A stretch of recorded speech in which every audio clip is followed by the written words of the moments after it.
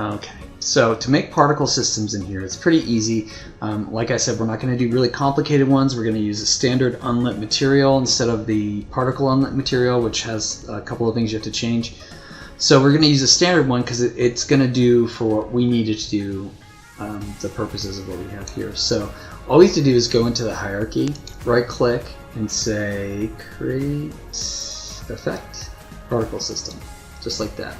And then we want to move this to where we are, obviously. And you'll see when I do that, it starts doing this timer thing. That's actually playing the animation, and if we play it out there, you can see it's way out there, but there it is. It's way off in the distance, so I need to move it.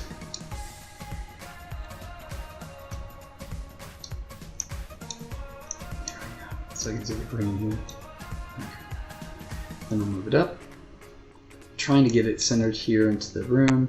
You're going to put these on your torches, so you could try and copy and paste to where your torch location is.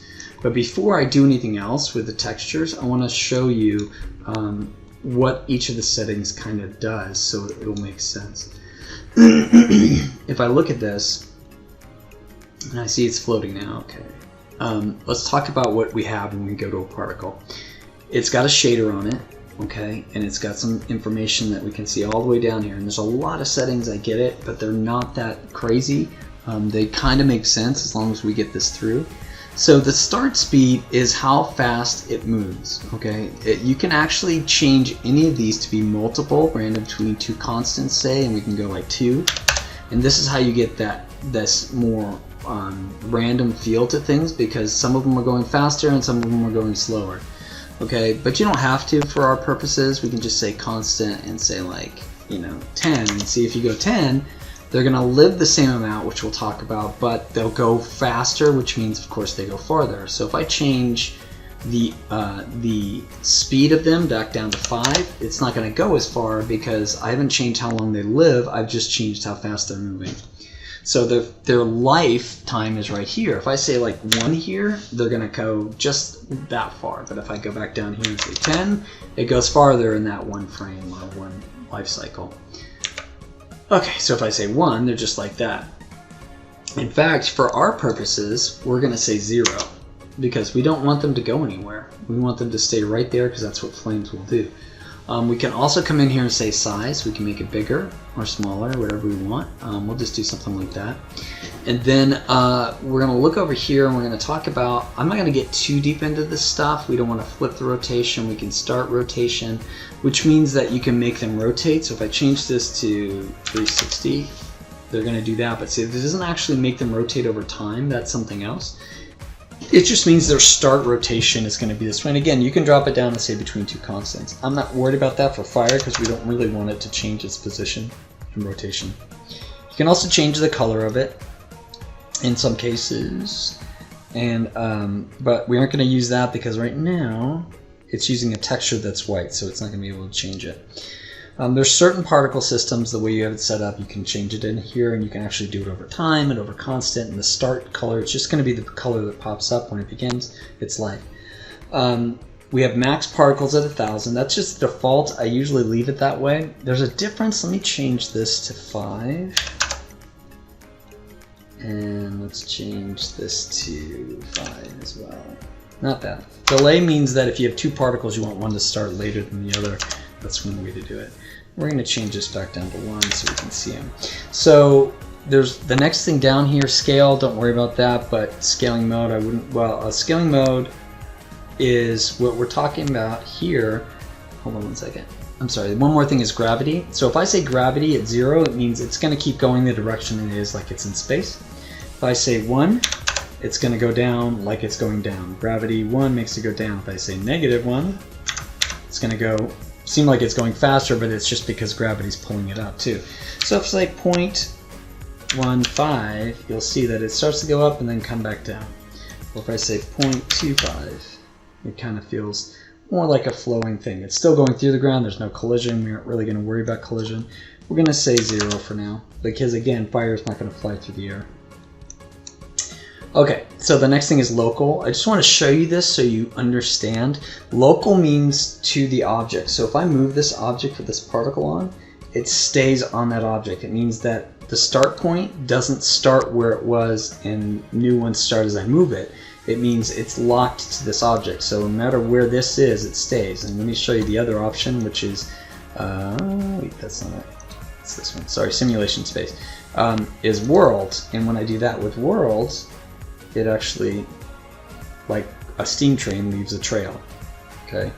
Again, local. And you can do custom too. Don't worry about that though.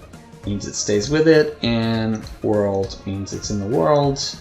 So an example of using this is when I did fire elementals. We did the character had fire that stayed on them, so when they moved around, it stuck to them.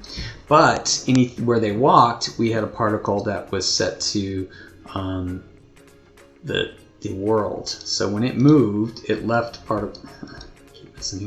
It left particle behind it. In fact, what I can do is just lock it. Okay. So it stayed. It left a fire trail as wherever it went. So that's the difference in why we would use them differently. Okay, so don't worry about this stuff. Rigid body's fine. We don't care about that. That's more complicated. Emission. So emission means that over time, over ticks, it's going to have 10 particles less than a second. Okay, so if I change this to 1, it's just 1 particle every tick, every game frame. So 60 frames, I guess. And if I change it to, 50, it's going to be a lot of them. And this is like a lot of the particles you see with smoke and stuff. There's a ton of particles flying. Okay, we're going to go to 1, like this, because it's just going to be more simple. And then we're going to change our speed to 0. Our lifetime actually needs to be 1. And then our speed needs to be 0. So it's just now staying at one thing. It's playing out the whole animation without it moving. Cool. But it still seems like it's moving around. So if I was going to use it for a flame, it'd be weird that it's jumping all over. So what the problem there is what is actually making it. And you can see right here it's a cone, and it's just randomly placing it in the cone area. And it's not looking like a cone, it looks like a circle. But that's because it doesn't have 2 radiuses or any of that stuff. The angle of the cone and the thickness of the cone. But what we're going to do is we're going to change the radius down to this. And that way it doesn't even look like it's moving now. But it's still a particle, it's just not doing anything. So if I change the start speed back to 2, it would just always start out of this one spot, see? And if I change the lifetime to 10, it would go further and all that stuff too. So I'm going to go back to 1. And we want it to be 1 because we're just going to have an animation with the texture that we're going to use to get it to look like it's a fire thing here. So it looks like start speed is 0. Okay, so it's just a little dot now. And by the way, this is a facing particle by default. So it means no matter which way I look at it, it's facing me. This is a trick that we've used in games forever. It's just a camera-facing particle, meaning that wherever I look at it, it's always facing. There actually isn't a back to this particle, it's just a one-sided particle. Okay, so the next thing we need to do is fix this material. Now the material that we have for this, oops, here it is. I'm going to delete this one, and we're going to make a new one. We're just going to say File, Create a Material, right-click in here, Create Material, and call this Flames. And then we're going to click on it, and we're going to change it from lit to unlit, just like that. Wait, 1 second. Okay, so we're going to change this to HDRP unlit. There we go, that's what I meant. So it just basically comes up with a color thing, and we don't want it lit because the particle is its own lighting. We don't want it to have shadows cast on it in this case because it's a fire. So in this case, we're going to come in here, and you'll see I've made an effects folder, materials. Now we have the flame, the texture for it, and what I need to do is attach this texture to this particle or this material. So I'm going to come to here, and it's really confusing because it looks like it's right here is where you would add it. If you look at it, it's all grayed out like an imported material object.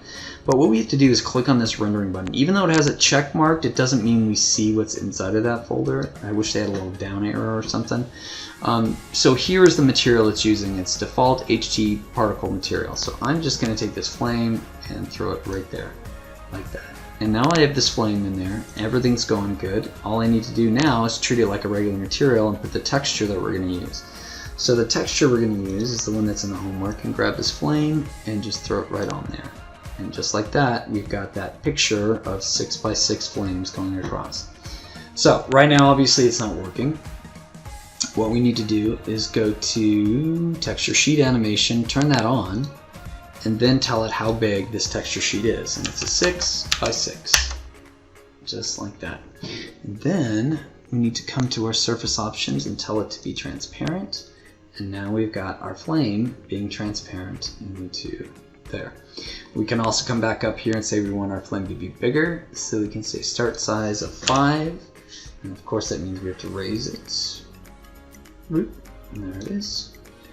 And then the other thing we might want to do is come down here and add that same flame texture to our emissive map. So I'm going to take this flame again, I'm going to drag it into emissive, just like that. And then I'm going to turn on the strength, like this, and then I'm going to turn this on. And it's got to be really high, so let's say 10,000. And I think we have to turn this to, and this will push that color the way we want. You can also turn off the emissive intensity and just click here and then say plus, plus, plus, or pick a color and it will do the same kind of thing. So there's a couple ways to do this. So now we've got a fire that's going where we put it, and we've got it set up so it's playing. Now if we come back up here, let's take a look at this again and say like our lifetime is going to be 5. All of a sudden it's slow because it's got longer to go over that animation in the frame. If we say it's still obviously it's too slow, but what if this is too fast? Well, then we just say I'm going to go 1.5. Maybe that's a little bit better. And there you go, it's a little bit better. And then if I change it so I take it and say down here, I'm going to say 2. Okay, and see now there's 2 of them going, it feels more consistent. What if I did like 5? Then I'd get a bigger one. Now the problem is with this one is that it's obviously not where it's all over the place, so we could come back into shape, and in the shape we could pull that radius out a little bit, so therefore we've got a little bit more. Even now it's a lot harder to see where that flame is coming from. And it makes it a lot easier to believability wise if you do that many. I mean, 3 is probably enough anyway. And then we can shrink that radius down so you get this nice kind of thick fire instead of just one little torch flame. And then the other thing I would do is obviously you need to put this into your torch, and when you put it into your torch, make sure it fits inside of the torch area where the flame would come out, and that's where you come up and scale it and stuff. But the other thing you could do is put a light in there, and that's what we're going to do here. I'm just going to say create light, just like we did before. Point light, we'll call this torch light. And then I'm going to try and do it the easy way. I'm going to grab this particles transform information, copy position, and then I'm going to come to this one and say paste position, and there we go. Now our light should be in the same spot. And we come down here and we can turn it up or whatever we need to do. 10,000 or something. Change that color like this. We can take this and make it more warm.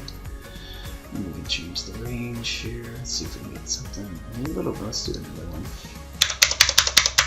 Yeah, now it's really bright. So you're going to want to do that. Make sure you turn on your shadows. Make sure you turn on your ultra, just because we can in here. Why not? And then, like I said, next week or this week sometime we'll play with the animation of the light strength. And usually it's easier to do it through the range. You just pull it back so we can just make it kind of and get it smaller. Yeah. You can flicker it in and out. You know, you can do this kind of.